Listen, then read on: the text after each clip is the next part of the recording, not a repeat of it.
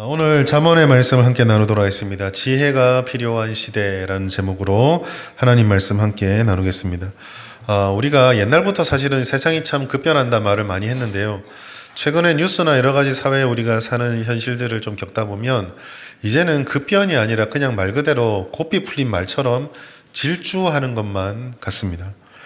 특별히 이 지적인 영역에서 우리 사회 전반에 펼쳐지고 일어나고 있는 변화는요, 너무 급격해서 과연 이대로 쫓아갈 수 있을까? 아니, 쫓아가는 건 둘째치고 인간이 어떻게 보면 이전까지는 모든 이 세상의 지성과 지혜의 정점에 있었는데 과연 이거를 유지할 수 있을까? 주도권을 붙잡고 갈 수 있을까를 생각하게 됩니다. 최근에 가장 많이 언급되는 것이 이제 AI의 발전이죠. 생성형 AI의 발전입니다. 예전에 컴퓨터들은 우리가 프로그램을 짜주고 넣어주는 데이터들만을 가지고 처리하는 것이 고작이었다고 한다면 이제는 그 데이터들을 우리가 넣지 않아도 전 세계 인터넷망을 통해서 긁어 모아서 자기들만의 것들을 만들어내는 그런 시대가 되고 있습니다.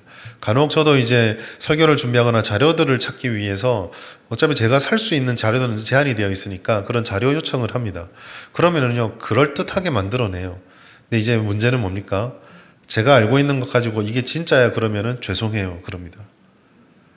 그러니까 원래 있는 자료들을 그대로 해준 것이 아니라 그 자료, 그렇다 거짓말을 한다는 건 아닌데 그 자료들을 자신이 판단해서 해석된 자료들을 내어줍니다.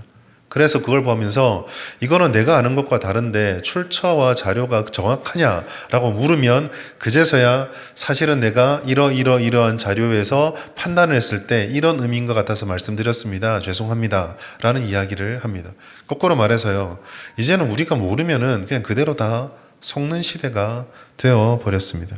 엄청난 지식과 정보들이 넘쳐나고 있죠. 2026년 5월 29일 우리 특별히 예수 믿는 사람들에게도 굉장히 중요한데 요즘 이 AI가 어느 정도까지 발전했냐면 글을 쳐넣지 않더라도 영상이나 그림만을 집어넣어줘도 그 안에 있는 정보들을 판단을 해줍니다. 그러니까 요즘 최근에 제가 듣기로는 이런 설교라든지 이런 것들이 저희 교회들마다 이제 영상이 뜨잖아요. 그런 것들을 다운받아서 AI 돌려넣어서 이게 맞냐, 틀리냐 막 물어보는 성도들이 있는 거로 알고 있어요. 근데 이것도 좀 위험합니다. 왜냐하면 2026년 5월 29일 국민일보에 이런 기사가 실렸는데 AI의 모델들이 이단의 주장과 종말론을 그대로 답습했다라는 기사입니다. 무슨 얘기냐면 연구진이 실험을 한 거예요. 20가지 정도의 굉장히 중요한 성경의 신학적 주제들을 AI에 집어넣었는데 상당한 수준의 글들을, 분석들을 내어놨습니다. 괜찮다라는 거예요. 그런데 다 100% 맞는 것이 아니라 그 중에 어떤 것들은 이단들이 주장했던 것들도 그 안에 들어가 있어서 분별하지 못하면 혼란을 줄 수 있는 상황. 즉 얘기를 해서 우리 목사님 이렇게 설교했는데 내가 AI를 돌려봤더니만 이게 맞다더라. 목사님 AI보다 정보를 많이 하십니까? 라고 따졌는데 사실은 그 안에 들어있는 내용이 이단의 내용이었던 거예요. 이런 일들이 위험이 발생할 상황이 되어지고 있습니다.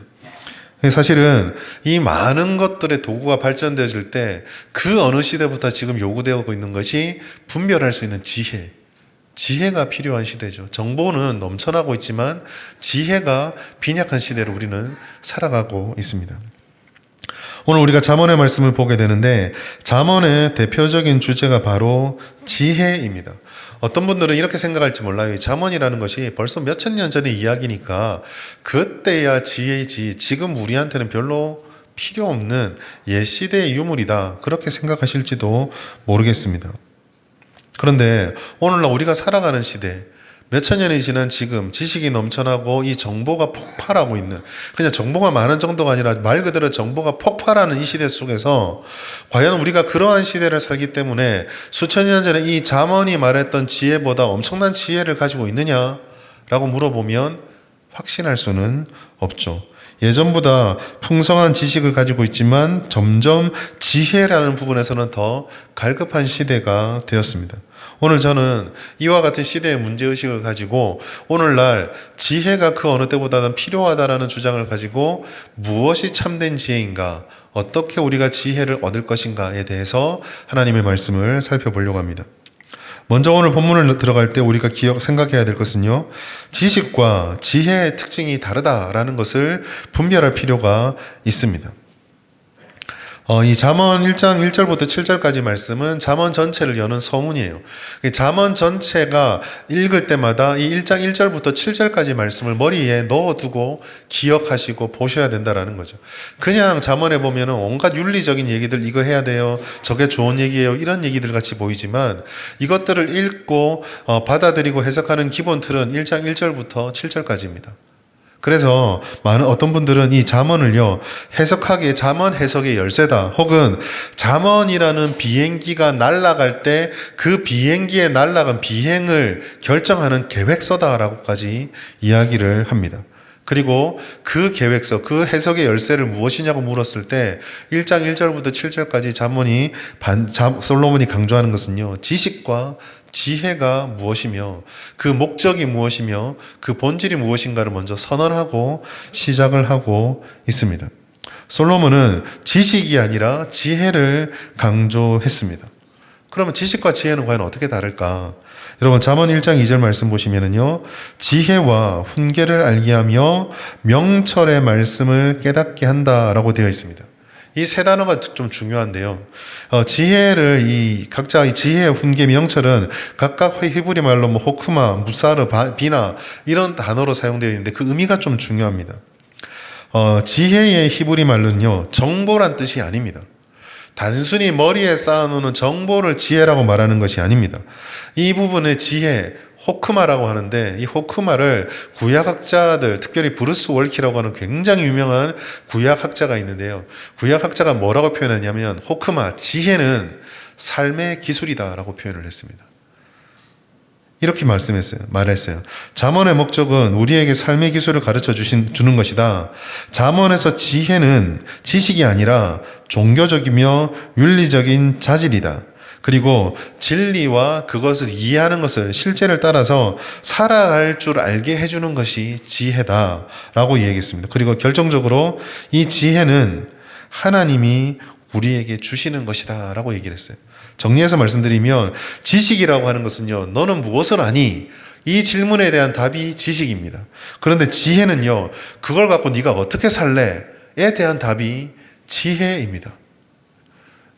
좀 쉽게 이해를 하자면은 아이들에게 공부해야 돼. 알죠? 지식입니다. 지혜는 뭡니까? 공부하는 거예요. 지식만 있으면은 아무 소용이 없는 겁니다. 다 알고 있어요. 공부를 해야 되고 어떻게 해야 되고 열심히 살아야 되고 뭘 해야 되고 정보는 많지만 지혜는 그것을 삶으로 살아내는 것입니다.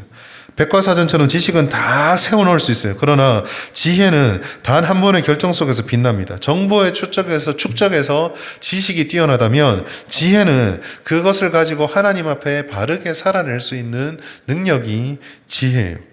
그리고 두 번째로 이 지혜의 한 측면을 훈계라는 말로 표현을 했습니다. 여러분, 이 훈계는요, 징계하다, 견책하다라는 뜻이 있습니다. 결국 여기서 훈계라는 것은요, 그냥 머리로 듣는 것으로 끝나는 것이 아니라 이것을 삶을 통해 교정받도록 훈련하는 과정까지를 포함하는 것이 훈계예요. 지혜하고 똑같죠.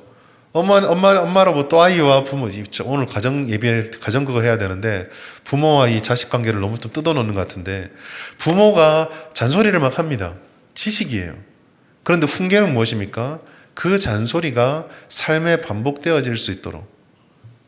맨날 집에 가서 옷을 갖다가 방바닥에 던져놓고 자기가 지나간 자리에 마치 뱀이 허물 벗듯이 벗고 가는 아이에게 정리해야 된다라고 가르치는 것이 호크마, 그 지식이라고 한다면, 호크마하고 즉 지혜와 훈계는 그것을 어떻게 실천하는지 가르쳐주고 옷에 거는 방법을 가르쳐주고 제자리를 가르쳐주고 그렇게 하도록 계속 훈련시키는 것이 훈계라는 것입니다. 그리고 명철은요, 구별하는 거예요. 이런 것들을 통해서 왜 훈계가 우리에게 지혜가 필요하고 왜 훈계가 필요한지를 스스로 깨달아서 그 사이의 진짜 이면을 알게 되는 것입니다. 가끔 어떤 글을 읽다 보면 이런 얘기가 있어요. 인생이 잘 풀리지 않을 때, 마음에 여러 가지 일들이 어려움이 있을 때, 우울해질 때, 그럼 우리가 즐거운 걸 해야 되겠구나. 사람들을 만나야 되겠구나. 근데 많은 분들이 첫 번째로 뭘 하냐면 청소를 하래요. 책상을 치우고 청소를 하라는 겁니다. 지혜일 수 있죠. 훈계일 수 있죠. 근데 명철은 뭡니까? 왜 청소를 할까? 난 지금 우울한데 왜 청소를 해야 되지? 내 마음속에 흐트러져 있는 작은 실마리부터 하나씩 정리해 가는 거구나. 할 수 있는 작은 거부터 하는 거구나. 저 멀리 있는 완벽하게 이게 돼야 된다는 그걸 바라보면 난 지금 안 돼 라고 쓰러지는 게 아니라 지금 할 수 있는 작은 것이 앞으로 나의 먼 미래에 도달할 곳까지 이어지는 출발이 되는구나. 이거를 깨닫는 것. 뒤에 있는 진짜 의미를 깨닫는 것. 이것을 명철이라고 불렀고 이 세 가지를 합쳐서 지혜라고 부르는 것입니다. 결국 성경이 말하는 지혜는요, 지식, 정보가 아닙니다. 아느냐가 중요한 게 아니에요. 삶으로 살아낼 수 있는 실천의 기술이고 나를 빚어가는 훈련이고 그거를 분별해내고 그 뒤에 의미들을 깨달아내서 지금 내가 하고 싶은 것들의 행동들을 결정해주는 분별의 통찰력이 바로 지혜다라는 거죠. 세상은요, 많이 배운 자, 많이 가진 자, 많은 것을 쌓은 자가 이긴다고 말합니다. 그러나 성경은 말하는 것이 뭡니까? 그렇게 쌓고 그렇게 배운 것 가지고 네가 어떻게 그거를 삶으로 살아낼래? 성경에 가진 지식, 오랫동안 신앙생활을 해서 교회에 대해서, 성경에 대해서, 말씀에 대해서 많이 알아도 하나님이 원하는 것은 물론 그 말씀을 많이 하는 지식도 참 기뻐하지만은 하나님이 궁극적으로 묻는 것은 그 말씀의 지식들이 너의 삶을 어떻게 변화시켜 가고 있는데 이 지혜를 우리에게 묻고 있다는 거죠. 사도 바울도요, 이 부분들을 분명히 알고 고린도 교회에 권면했습니다. 고린도전서 8장 1절 후반절부터 2절 말씀, 특별히 8장 1절 후반절 보시면 지식은 교만하게 하며 사랑은 덕을 세운다라는 말을 했습니다. 지식이 필요 없다라는 게 아니에요. 지식이 덕으로 나가는 게 중요하다라는 겁니다. 사랑으로 나가는 것이 중요하다는 겁니다. 아는 것이 사랑이라는 실천의 덕목 없이 쏟아졌을 때 어떤 파괴적 결과를 불러온지 우리는 알잖아요. 자녀를 바라보며 청소하지 않는 아이들 그냥 그 진리를 가지고 정리를 하냐 못하냐만 가지고 바라보면은 또다시 싸웁니다. 그런데 그것을 가지고 사랑으로 우리가 이걸 실천할 때 보면은 제가 왜 어제까지 잘하던 애가 오늘 안 하지 뭐 기분 나쁜 게 있나? 컨디션이 안 좋나? 이해를 하려고 하거든요. 이 실천의 분별력의 차이, 이것이 하나님이 우리에게 원하시는 것이라는 겁니다. 여러분, 지식과 지식이 오용되고 편중될 수 있어요. 혹은 지식과 지식에 대해서 과장하고 과신할 때 사람은 교만해질 수가 있습니다. 그래서 성경이 말하는 지혜는요, 이 지식이 필요 없다가 아니라 그 지식을 사랑과 분별 가운데 어떻게 잘 사용해서 하나님이 기뻐하는 모습대로 일어설 것인가, 여기에 관심이 있는 거예요. 우리에게 더 필요한 것은요, 더 많은 정보만을 붙잡는 게 아니라 이 정보와 함께 그 정보, 지식들을 어떻게 잘 실현해내고 살아낼 것인가라고 하는 지혜의 문제가 중요합니다. 오늘날 참 설교 듣기도 많이 쉽고 성경책도 마음만 먹으면은 내가 가는 곳곳마다 두고 살 수 있는 이런 시대지만, 그래서 어떻게 보면 지식은 넘쳐나죠. 심지어 요즘 어떻습니까? 휴대폰 안에서 예전에 우리 성도들, 지금 여기에 이제 오래전에 그 70세, 80세 이런 어르신들 성도들은 오직 우리 목사님 밖에 몰랐지만 지금 젊은 세대는 어때요? 언어만 되면은요, 지금 자리에 앉아가지고 전 세계의 목사님의 설교를 다 들을 수가 있습니다. 지식은 어마어마하게 넘쳐나요. 지금 오늘 제가 잠언 1장 1절부터 7절 말씀을 설교하고 있는데 유튜브만 들어가서 잠언 1장 1절부터 7절만 치면은요, 수십 명의 목사님이 수십 년 동안 했던 설교가 다 올라옵니다. 정보가 넘쳐요. 모르는 시대는 아닙니다. 중요한 것은 뭐예요? 아는데 그거로 뭘 할 거냐라는 겁니다. 솔로몬은요, 이런 지식과 함께 지혜가 무엇을 목적으로 하는가, 지혜를 어떻게 추구하고 어디를 향하고 있는가, 지혜의 특징이 무엇인가를 이어서 말씀해 줍니다. 세 가지 정도를 말하고 있는데, 첫 번째, 지혜는요, 윤리적인 목적, 윤리적인 성격을 가지고 있다라고 말씀을 합니다. 당연한 거죠. 아까 말씀드렸듯이 지식이 쌓는 거라면 지혜는 사는 겁니다. 산다라고 하는 것은 그 자체로 윤리적, 도덕적, 즉 가치의 의미가 들어가게 되어 있어요. 잠언 1장 3절 말씀 같이 한번 읽어볼까요? 시작. 지혜롭게, 공의롭게, 정의롭게, 정직하게 행할 일에 대하여 훈계를 받게 하며 3절의 말씀 보시면은요, 지혜와는 조금 어울리지 않는 윤리적 단어들, 공의, 정의, 정직이라는 말이 사용되고 있습니다. 이건 전부 윤리적 용어고요. 실천, 행동과 관련되어져 있는 용어들입니다. 그런데 솔로몬은요, 뭐라고 말하냐면 이 지혜와 그 공의, 정의, 그리고 정직이라는 것은요, 굉장히 연결되어 있고, 이 지혜 없이는 이 정직과 공의와 그 정의를 소유할 수 없다라고 말씀을 하고 있어요. 여러분, 그런 면에서는요, 지혜라고 하는 것은 어쩌면 좀 중립적인 건 아닙니다. 실천한다라는 것은 뭔가 드러나게 되어 있고, 내 안에 의사가 반영되어지게 되어 있거든요. 그 잠언이 말하는 지혜라는 것은요, 똑똑하냐 아니냐를 묻는 게 아닙니다. 하나님이 말씀하는 그 말씀을 따라서 죄인이고 어그러지고 비틀어져 있는 우리의 본성들이 그 말씀의 통제 하에서 얼마나 주님이 기뻐하는 대로 의롭고 정의와 정직이 드러나는가, 그리고 그것을 통해서 하나님의 기쁨이 드러나는 덕을 쌓아가는 삶으로 변화되어져 가는가, 이것이 굉장히 중요하다라는 것입니다. 그 지혜는요, 우리가 잘못 생각해서 세상에서 손해보지 않기 위해서 영악한 처세술의 도구가 되는 것이 아닙니다. 지혜라고 하는 것은 결국 하나님 앞에 바르게 살아가는 것과 하나님의 모습으로 닮아져가는 이 모든 것들에 이어지는 그 능력, 그게 지혜예요. 그 지혜는 그런 점에서 윤리적, 정의와 공의와 정직, 덕을 향하는 성격을 가지고 있습니다. 두 번째로 이 지혜는요, 모든 사람에게 필요하다라고 말씀을 하고 있어요. 4절 말씀 보시면 잠언 1장 4절에 어리석은 자를 슬기롭게 하고 젊은 자에게 지식과 근신함을 주기 위한다라고 되어 있는데, 이 어리석은 자하고 젊은 자가 그냥 단순하게 어린아이들만 말하는 게 아니에요. 뒤에 보시면 계속 말합니다. 어리석은 자, 젊은 자, 지혜 있는 자, 학식을 더하고 명철한 자, 계속 사람들을 이야기하거든요. 이것은 어떤 특정한 사람들만이 해당하는 것이 아니라 이러저러 다양한 사람들을 들어서 결국은 모든 사람에게 이 지혜가 필요하다는 것을 말씀해 주고 있습니다. 근데 여기서 어리석은 자를 좀 볼 필요가 있어요. 그럼 도대체 이 어리석다라는 게 뭘까? 어리석다라고 하는 것은요, 그 의미가 열려 있다라는 뜻이 있어요. 오픈 마인드, 좋은 거잖아요. 좋은 뜻이 아닙니다. 이게 어떤 의미로 열려있다는 것은요, 그냥 순진하게 마음을 다 열어놔서 좋든 싫든 무방비로 당하는 사람을 열려있다고 말하는 거예요. 즉 어떤 유혹과, 심지어 그게 유혹이고 나를 무너뜨리려는 죄와 안 좋은 것임에도 불구하고 그냥 마음 열어놓고 환영합니다 라고 받아들이는 무분별한 상태, 이거를 어리석다라고 표현을 했습니다. 어쩌면 이 단어가 우리가 살아가는 이 시대에 굉장히 좀 적실한 것 같아요. 여러분, 우리는요, 하루에 눈을 뜨면은 수십 가지의 새로운 것들에 노출되어 있습니다. SNS라든지 알고리즘, 끊임없이 밀려드는 뉴스들, 예전에는 그냥 뉴스만 안 보면 몰랐던 것들도 이제는 모를 수가 없이 띵 해서 보면은 이런 일이 있네. 이제는 모르고 넘어갈 수가 없는 시대가 되었어요. 광고, 그리고 오늘날 이런 세상 속에서 우리가 살아가는 세상의 문화인 자기를 소중하게 하는 이 문화 때문에 그 어느 세대보다 사사기에서 말씀했던 각자의 소견과 의견들이 자의식이 굉장히 높아진 채로 살아가는 시대를 우리는 살아갑니다. 엄청나게 우리의 마음을 두드리면서 우리의 마음을 침범하는 일들이 일어나고 있거든요.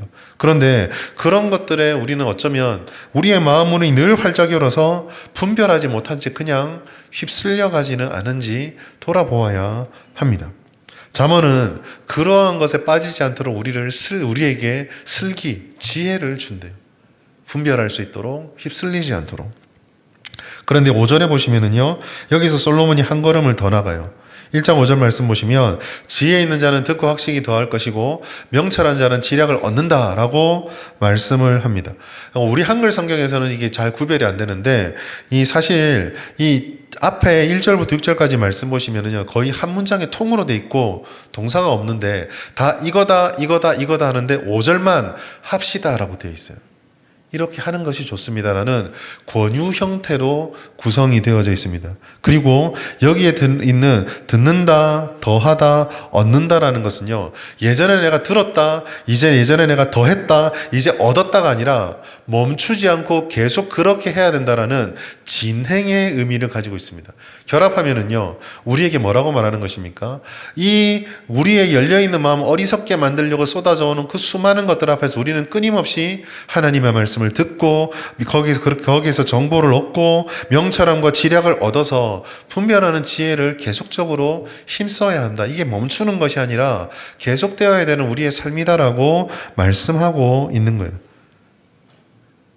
지혜를 얻기 위한 들음과 배움, 지혜의 더해감에 있어서는 졸업이 없다라는 것입니다. 평생 듣고 평생 배워야 한다라는 거죠. 그리고 세 번째가 가장 중요한데, 이 세 번째, 지혜의 궁극적인 목적, 지혜의 정점은 여호와 경외에 있다라는 것을 솔로몬은 알려주고 있습니다. 7절 말씀 같이 한번 읽겠습니다. 시작. 여호와를 경외하는 것이 지식의 근본이거늘. 미련한 자는 지혜와 훈계를 멸시하느니라. 아멘. 1절과 6절까지의 수많은 내용들이 있지만 그게 전부인 것은 아니겠지만 그 많은 것들도 결국 하나의 정점을 향하고 있어요. 그것은 바로 여호와 경외입니다. 사실 야고보 사도가 야고보서에서 이 잠언의 말씀의 의미들을 살려서 똑같은 말을 했어요. 야고보서 1장 5절 보시면 너희 중에 누구든지 지혜가 부족하거든 모든 사람의 후히 주시고 꾸짖지 않은 누구에게 구하라? 하나님께 구하라고 되어 있습니다. 잠언하고 결합해 보면 어떤 말이에요? 지혜가 부족한 너희는 하나님께 지혜를 구하라. 왜냐하면 여호와를 경외하는 것이 지식의 근본이기 때문에. 지혜의 목적이라는 것은요, 우리가 얼마나 잘 사느냐, 우리가 얼마나 손해보지 않느냐가 아니라 하나님을 어떻게 아는가, 그 하나님을 얼마나 경외하는가, 그 하나님 앞에 어떻게 서는가, 그 하나님과 어떻게 살아낼 것인가에 연결되어져 있습니다. 생각해보면 되게 쉬운 거예요. 여러분, 하나님은 이 땅의 창조주이십니다. 믿으십니까? 아멘이 작으면 더 이상 진행이 안 됩니다. 아멘이십니까? 그럼 이 세상을 누가 가장 잘 아실까요? 하나님이죠. 그럼 이 세상을 제일 잘 살려면요, 누구와 함께 가야 될까요? 하나님이죠. 그럼 누구의 지혜가 가장 완전할까요? 하나님이죠. 하나님을 봐야죠. 인덕션을 사놓고 이거 쓰는 걸 보기 위해서 집에 있는 전자레인지 설명서를 보진 않잖아요. 인덕션을 쓰려면은 인덕션의 설명서를 봐야 합니다. 마찬가지입니다. 우리가 하나님이 창조하신 이 세상을 살아가려면 그 무엇보다 하나님의 만드신 세상을 아름답게 살아가고 의미 있게 살아가고 잘 살아가려면 세상의 창조주이신 하나님의 지혜, 하나님의 설명서를 깨닫고 주께서 원하시는 대로 쓰고 주께서 원하시는 대로 살아가야 하는 거예요. 그래서 여호와를 경외하는 것이 지식의 지혜의 근본이 되는 것입니다. 그런데 여러분, 우리가 살아가는 이 시대는요, 이런 지혜가 필요한 시대가 되어버렸어요. 이 시대는요, 지혜 결핍의 시대입니다. 우리가 설교를 시작하면서 도입했던 것처럼 정보는요, 지금 어느 시대보다 많아요.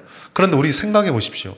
정보는 쏟아 넘치고 컴퓨터는 심지어는 불과 한 20년쯤 전에는 컴퓨터실에 가서 데스크탑이든 노트북이든 컴퓨터를 통해서만 할 수 있는 일들을 지금은 내 손 안에 있는 휴대전, 요 조만한 네모난 걸로 다 할 수 있잖아요. 그런데 묻습니다. 우리가 그때보다 지혜로워졌습니까? 세상을 잘 분별합니까? 이 세상의 모든 문제들을 잘 헤쳐나가고 있습니까? 오히려 이 폭발하는 정보 시대에 사람들은 더 혼란스러워하고 관계는 더 깨어져 가며 영혼은 더 메말라가고 있지 않습니까? 도대체 왜 그럴까? 여기에 대한 질문의 답도 바로 이 7절이에요. 여호와를 경외하는 것이 지식의 근본인데 오늘날 이 시대가 여호와 경외하기를 거부했기 때문입니다. 7절은요, 여호와 경외하는 것이 지식의 근본이라 되어 있습니다. 여기서 근본이라고 표현되어 있는 레시트라고 하는 단어가 있는데요. 이 레시트는요, 여기보다 창세기 1장 1절에 굉장히 유명합니다. 태초에 하나님이 천지를 창조하신다 할 때 그 첫 시작이 베레시트라고 시작됩니다. 이것이 근본이다. 이것이 시작이다라고 시작하는 것이 창세기 1장 1절인데 그 똑같은 말이 잠언 1장 7절에 여호와를 경외하는 것이 근본이다. 즉 여호와를 경외하는 것이 이것이 시작이고 이것이 처음이고 이것이 첫 단추고 이것이 근본이다라고 시작을 하는 것이 오늘 7절의 말씀이에요. 데렉 키드나라고 하는 영국의 학자가 있습니다. 이 부분을 뭐라고 설명했냐면은 알파벳을 배우지 않고 책을 읽을 수 없듯이 곱셈을 모르고 고등 수학을 풀 수 없듯이 여호와 경외 없이는 참된 지식을 절대로 알 수 없다라고 말씀을 했습니다. 우리 시대를 살아갈 때 우리 시대가 지혜를 잃은 이유도 바로 여기에 있어요. 우리는 정말 많은 것을 압니다. 그러나 가장 분명한 것을 거부합니다. 우리는 더 많은 정보를 가지고 있지만 그 정보의 진위도 파악하지 못하고 다스리지 못합니다. 항상 많이 배우고 항상 많은 지식을 가지고 우리의 인생을 잘 살 것처럼 생각하지만 사실 그 지식이 어디를 향하는지 중심을 잃어버렸어요. 원자를 알 수 있고 세상에 그 눈에 보이지 않는 세상을 볼 수 있는 지식을 주셨으나 사람은 그 지식을 가지고 원자폭탄을 만들잖아요. 여호와 하나님을 잃어버린 것입니다. 여호와 하나님을 경외하는 것이 열쇠입니다. 그리고 그 열쇠는 경외하고 두려워하는 것이에요. 단순한 공포심이 아니라 하나님을 존경하고 공경하고 사랑하는 마음에서 생기는 거룩한 두려움, 이게 경외입니다. 기독교 강요에서 칼빈이라는 사람이 지은 기독교 강요에서 이 부분을 이렇게 얘기를 했습니다. 한번 보시겠습니다. 우리가 소유한 거의 모든 지혜는, 즉 참되고 견고한 지혜는 두 부분으로 이루어진다. 하나는 하나님을 아는 지식이요, 다른 하나는 우리 자신을 아는 지식이다. 여러분, 이 시대는요, 하나님을 알지 못해요. 하나님을 알지 못하니까 자신도 정확하게 알지 못합니다. 하나님을 알지 못하니 경외하지 않고, 경외하지 않으니 지식이 사라지고 지혜가 없어집니다. 우리가 누구인지 알지 못하게 됩니다. 그 결과 우리에 대해서 오해하고 착각하다 보니 자만하고 교만하고 겸손하지 않습니다. 정보는 많아도 지혜는 없고 학위는 높아도 분별이 사라져버린 시대. 7절이 말하는 것이요, 이런 시대상의 정확한 고백이에요. 여호와를 경외하는 것이 지식이 근본인데 이거를 몰라서 미련한 자는 뭐라고 말합니까? 지혜와 훈계를 멸시한다라고 말씀합니다. 이게요, 멸시한다는 행동으로 보이는데요, 상태이기도 합니다. 어떤 의미에서 그러냐? 여기서 멸시한다는 이 단어의 가장 중요한 뜻은요, 모르게 된다, 혹은 내가 정보를 배운 적이 없어서 모른다가 아니라 의지를 가지고 거부한다는 뜻이 있습니다. 즉, 여호와가 주시는 지혜와 훈계를 모르고 멸시하게 된 이유는 하나님이 말씀하지 않아서나 몰라서 그런 게 아니라 의도적으로 거부하고 무시하고 보지 않고 듣지 않기 때문이다라고 말씀을 하는 거예요. 그러니까 이렇게 된 책임은요, 어디 누구에게 있는 것이 아니라 결국 창세기부터 시작을 하자면 하나님을 거부하고 등을 돌렸던 타락한 인류의 본성 속에 있는 거예요. 우리 시대의 가장 큰 비극이죠. 지혜가 없다는 것은 현상에 불과합니다. 진짜 중요한 비극은요, 이 시대가 점점 탈종교의 시대에 접어들어서 하나님에 대해서 거부하고 조롱하고 외면하는 것이 심해져 간다에 있어요. 사도 바울이요, 이미 2000년 전에 이 인류의 비극을 로마서에서 정확하게 진단했습니다. 로마서 1장 22절 보시면, 스스로 지혜 있다 하나 어리석게 된 자들. 오늘날 우리 시대 아닙니까? 사람을 가장 존귀하게 여기고 우리가 가장 지혜 있다고 얘기하지만 스스로 어리석다라는 것도 모르잖아요. 여러분, 우리는요, 이 현실을 바라보면서 지혜를 얻기에 힘써야 합니다. 그럼 어떻게 우리가 지혜를 얻을 수 있을까?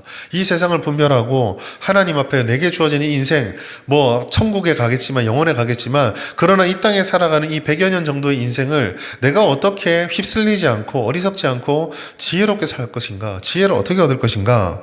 첫 번째로 무엇보다 중요한 근본 열쇠인 여호와 경외를 회복해야 합니다. 여러분, 이게 근본이고 시작이에요. 여호와를 경외함을 배워야, 여호와를 경외함을 통해서야만 우리는 지혜에 이를 수 있습니다. 즉, 여호와를 경외하는 그 지혜를려면은요, 하나님에게서 하나님을 듣고 하나님을 배우고 하나님을 깨달아서 살아가야 합니다. 말씀과 율법을 통해서 지혜가 임하죠. 오늘 솔로몬도 잠언을 시작하면서 이 훈계, 이 지혜, 하나님의 말씀을 분명하게 선언하고 있습니다. 그러나 여러분, 우리가 구약을 통해서 하나 확인하는 게 있어요. 구약을 통해 하나님께서 그 많은 선지자를 보내고 그 많은 말씀을 주셨지만 이 구약을 통해서 말씀과 율법이 지혜를 주나 사람들이 지혜를 깨닫지 못하고 받지 못한다는 것이 증명되었습니다. 구약의 역사는 하나님의 말씀, 끊임없이 말씀하시는 하나님과 끊임없이 그 말씀을 거부하고 받아들이지 못하는 사람의 줄다리기거든요. 그러면 이것이 어떻게 해결이 되었을까요? 하나님께서는 그래서 신약으로 와서 그리스도를 통해서 이 지혜를 완성하기로 결심하셨어요. 예수 그리스도 안에서 이 지혜가 완성되었습니다. 고린도전서 1장 30절 너희는 하나님으로부터 나서 그리스도 예수 안에 있고 예수는 하나님으로부터 나서 우리에게 무엇이 됐다고요? 지혜와 의로움과 거룩함과 구원함이 되셨다. 예수 안에서 우리는 이제 예수를 통해서 이 지혜를 누릴 수 있고 구할 수 있고 얻을 수 있게 되었습니다. 잠언에 약속한 지혜가 그리스도를 통해서 실현되었어요. 성경은 벌써 이 예수님 안에 지혜가 있음을 계속 말씀하고 있거든요. 잠언 8장 22절 보시면 태초에 일하시기 전에 나를 가지셨다라고 되어 있습니다. 이 나가 지혜입니다. 이 지혜는요, 요한복음 1장 14절에 보시면 말씀이 육신이 되었다, 아버지의 독생자의 영광이 되었다, 은혜와 진리가 그 안에 충만했다라는 이 그리스도 안에서 결합이 되어서 나타났습니다. 여러분, 참지에 이르게 하는 여호와 경외는 그리스도를 통해서 우리에게 얻어지게 되고 체험되게 됩니다. 그리고 그리스도를 아는 것과 그리스도를 따라 힘써 사는 것이 가장 중요한 여호와를 경외하는 것이에요. 여러분, 주님의 복음 앞에, 주님이 이 말씀 속에서 보여주시는 그 삶의 태도 앞에 우리 자신을 그대로 드러내놓고 그 앞에 나아가면은요, 우리의 자아와 본성이 깨어집니다. 성령께서 말씀을 통해 우리의 모습들을 드러나게 하고 성령께서 우리에게 임재하시고 우리를 깨닫게 하시고 만져주셔서 우리가 고집스럽게 붙잡고 있는 옛사람을 벗어버리게 하고 고집스럽게 붙잡고 있는 옛 자아들을 깨트리시거든요. 계속 충동하시거든요. 우리가 거기에 순종해서 내가 옛사람을 벗고 옛자아를 깨트리며 주님의 통치와 다스리심에 우리가 순종하고 내 자신을 굴복시킬 때, 순종 복종할 때 거기에서 바로 여호와 경외가 나타나는 거예요. 이것을 요즘 어떤 목사님이 가장 좀 이해하기 쉽게, 다 담은 건 아니지만 가장 이해하기 쉽게 말씀하신 것이 나는 죽고 예수로 사는 것이 하나님을 경외하는 것입니다. 여러분, 지혜를 얻고 싶으십니까? 그러면 하나님의 말씀 앞에, 그리스도 앞에 내 자신을 내어놓고 무릎을 꿇어야 합니다. 내 안에 드러나는 수많은 생각들과 내가 바라는 수많은 것들을 그리스도 앞에 올려놓고 하나님의 뜻대로 되기를 바라며 주님의 뜻을 내 마음에 붙잡아야 합니다. 두 번째로, 그러기 위해서 눈에 보이지 않는 예수님을 알아야 되는데, 그래서 우리들은 평생 듣고 배우는 자의 자리에 서야 해요. 1장 5절 말씀 함께 보시겠습니다. 지혜 있는 자는 듣고 학식이 더할 것이다 라고, 들어야 된다라고 말씀하고 있어요. 여러분, 지혜의 반대말이 뭘까요?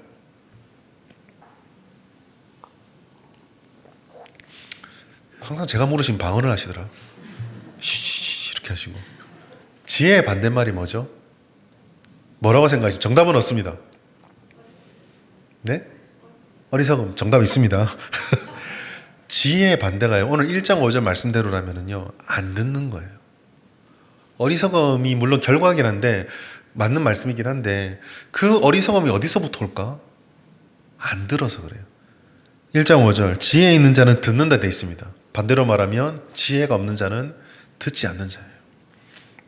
이미 안다라고 생각하는 교망, 들을 만큼 들었다라고 하는 익숙함, 더 이상 배울 것이 없다라고 하는 자만, 이것이요 지혜의 가장 큰 적입니다. 잠언이 그토록 경계하는 미련한 자는 모르는 자가 아니라 듣지 않는 자예요. 여러분, 지혜는 우리가 만들어내는 것이 아닙니다. 삶의 경험과 경륜이 쌓여서 내게 익숙해진 것이 지혜다. 물론 한 측면이긴 해요. 그러나 그렇게 쌓여져 있는 지혜는요, 오류가 없는 것이 아닙니다. 우리의 경험을 통해서 우리에게 축적된 자산은요, 가치 있는 것이지만 완벽한 것은 아니에요. 오직 지혜는요, 우리가 온전히 순전하고 발견하고 획득해야 되는 지혜는요, 우리 안에서 습득되어지거나 우리 안에서 개발되어지는 것이 아니라 위로부터 받는 것입니다. 하나님에게 듣는 거예요. 그래서 야고보서 1장 5절에 지혜가 부족한 자는 더 열심히 살아서 경험을 쌓아라가 아니라 하나님께 구하라고 했잖아요. 지혜는 구하는 자에게 주시는 선물입니다. 그러면 하나님께 나와서 하나님 지혜를 주세요, 구하게만 하면 끝일까요? 하나님께서 구하는 자에게 주신, 하나님이 우리에게 원하시는 의무가 있어요. 디모데전서 4장 13절과 15절인데 4장 13절 같이 읽겠습니다. 시작. 내가 이럴 때까지 읽는 것과 권하는 것과 가르치는 것에 전념하라.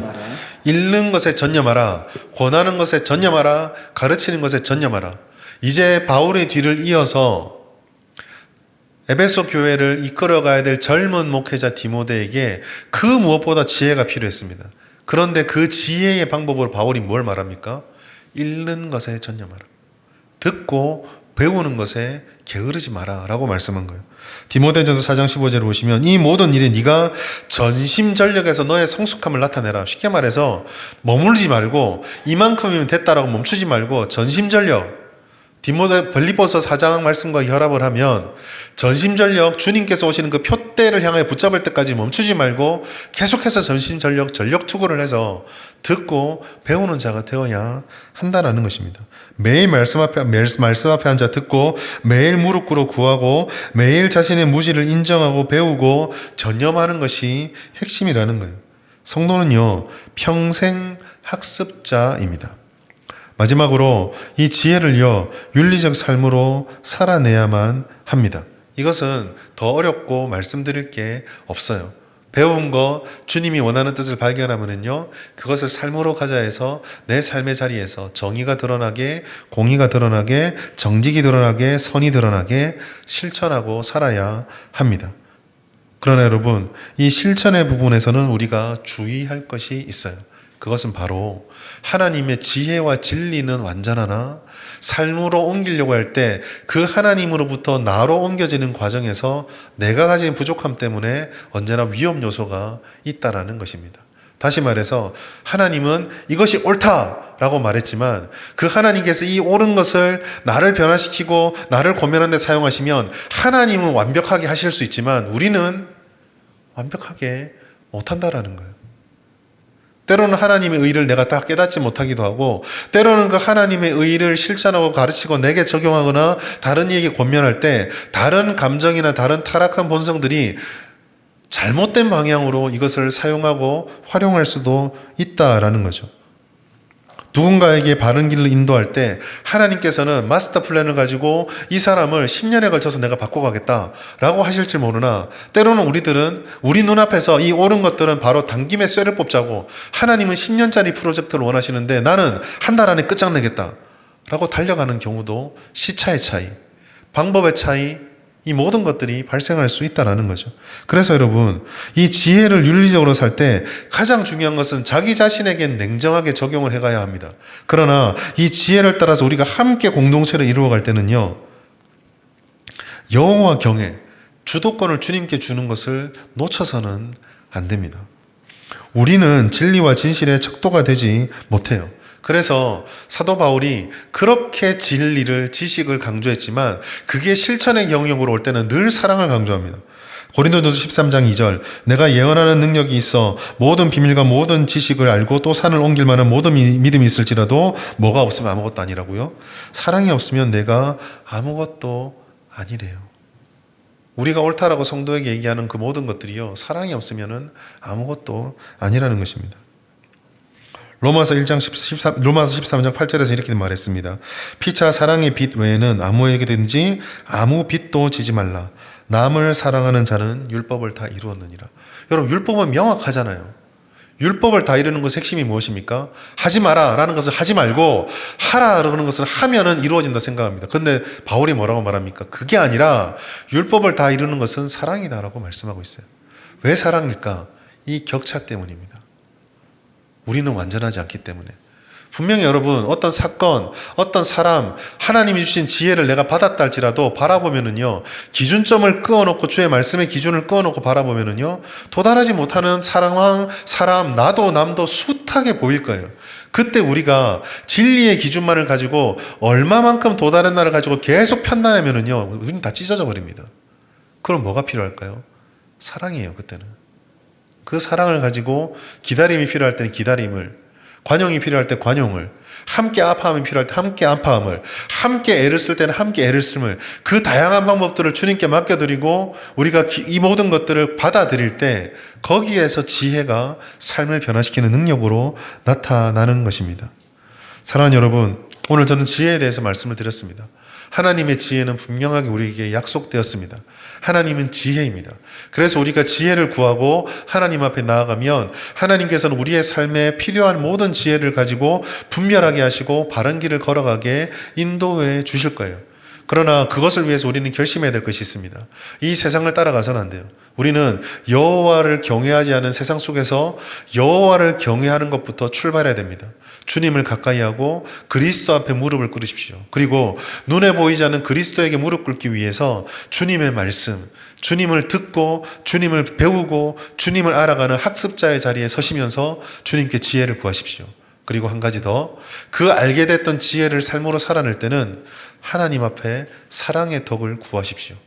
옳고 그름을 평가하는 판단자의 자리가 아니라 모든 것들을 다 주님께 맡겨드리며 사랑의 빚진 자로 주님께, 하나님께 주도권을 드리고 그 과정을 주와 함께 걸어가십시오. 그러면 하나님께서 약속해 주신 이 지혜를 따라서 이 어리석은 시대에 세상에 휩싸이지 않고 주님이 기뻐하시는 은혜를 따라 살아가게 될 것입니다. 이 지혜를 누리며 하나님과 함께 동행하시는 한 주의 우리 성도들의 한 주의 삶과 평생이 되시기를 예수님의 이름으로 축복합니다.